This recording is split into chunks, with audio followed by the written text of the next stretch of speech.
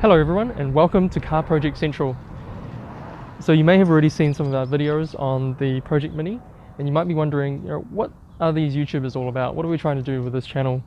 So what we're really trying to do is we're taking these cars that are neglected and have been off the road for a little while, and we're trying to fix them up again so that they can be driven again. And this really creates a sense of pride for us that we're making something work. We also love to learn, we also love to fix cars, obviously. There's actually a massive car culture here in New Zealand.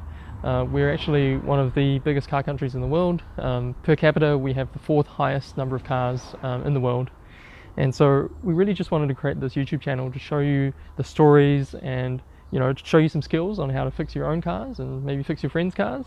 And also a bit of a documentary, a bit of a journey about how we're doing, how we're actually fixing these cars as well, and show you some of the car culture around New Zealand and hopefully around the world as well.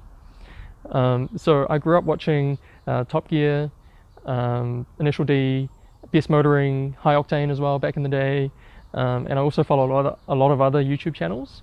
So I'm really trying to combine all of the good things about the other YouTube channels and putting it all into one YouTube channel where you can get all of this information and get all of this entertainment as well.